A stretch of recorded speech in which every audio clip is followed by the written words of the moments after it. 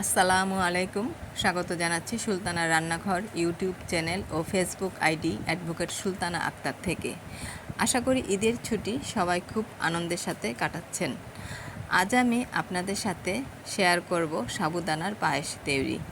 এর জন্য আমি প্রথমে 200 গ্রাম সাবুদানা পরিষ্কার পানি দিয়ে ধুয়ে একটি প্যানে দিলাম। সাথে দিলাম আমার হাতে থাকা বাটির আড়াই বাটি পানি।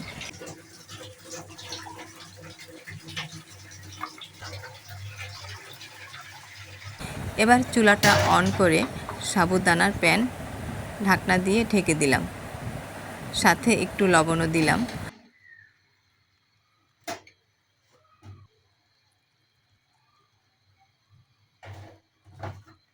সাবুদানার সাথে একটি তেজপাতা ও এক টুকরা দারচিনি দিলাম।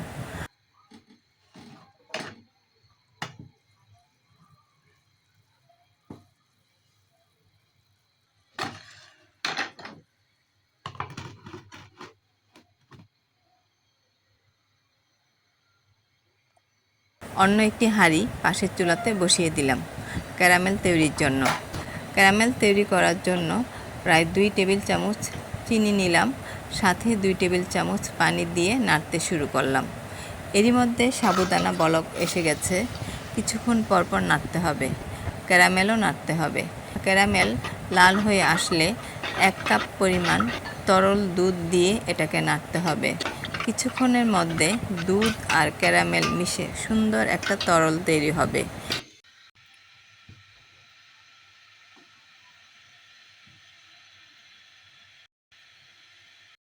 সাবুদানা হয়ে গেলে আমি একটি স্টিলের বোলে নামিয়ে নেব। এবার সাবুদানার প্যানটা পরিষ্কার করে আবার চুলাতে বসিয়ে দিব। এবার 1 কাপ পরিষ্কার পোলাওর চাল প্যানে দিয়ে দিব। সাথে দিব 3 থেকে 4 চা চামচ পরিমাণ ঘি।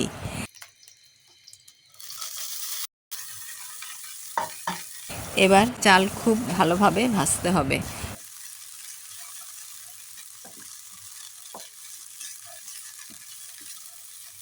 প্রায় লাল হয়ে আসলে দিয়ে দেব হাফ বাটি পরিমাণ পানি চাল সিদ্ধ হতে।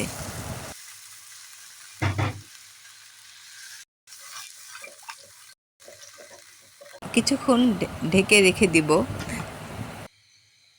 বলক আসলে ঢাকনা উঠিয়ে দেখব চাল সিদ্ধ হয়েছে কিনা।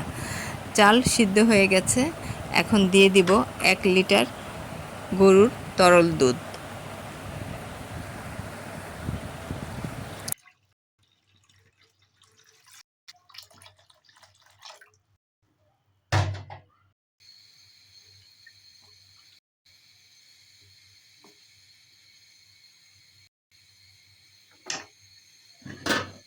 এবার নেড়ে চেড়ে ঢেকে দেব।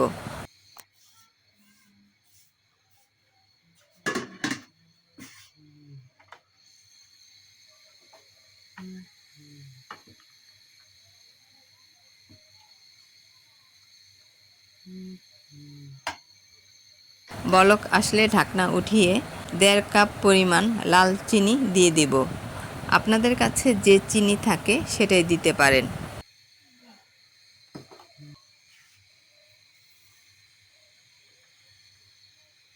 এবার আবার নেড়ে চেড়ে দিব। কিছুক্ষণ নেড়ে চেড়ে আমি সিদ্ধ করে রাখা সাবুদানা প্যানে ঢেলে দেব।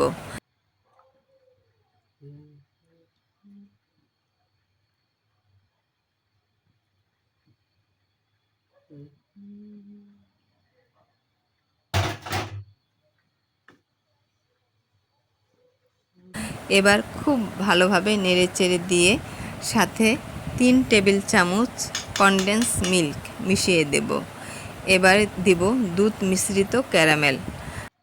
আবার কিছুটা নেড়ে চেড়ে দিব 2 টেবিল চামচ পরিমাণ বাদাম গুঁড়া। তারপর আবার ভালোভাবে নেড়ে চেড়ে দেব। আমি তেজপাতা ও দারচিনি উঠিয়ে নিয়েছি। সাথে আমি সামান্য পরিমাণ এলাচ গুঁড়া দিয়েছি সুন্দর একটা সুঘ্রাণের জন্য। আমি টেস্ট করে দেখলাম পায়েস খুব বেশি মিষ্টি হয়নি, তাই সাথে আবার 1 কাপ পরিমাণ চিনি দিয়ে দিলাম।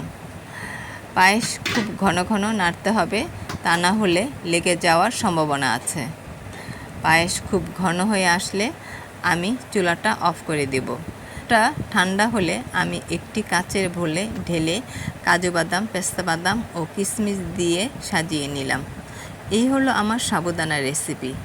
বন্ধুরা, তোমরা বাড়িতে অবশ্যই এভাবে বানিয়ে খেয়ে দেখবে এবং আমাকে কমেন্ট করে জানাবে কেমন স্বাদ হয়েছে। তো এই পর্যন্ত সবাই ভালো থাকবে। দেখা হবে আগামীতে অন্য কোনো রেসিপি নিয়ে সুলতানার রান্নাঘরে। আল্লাহ হাফেজ।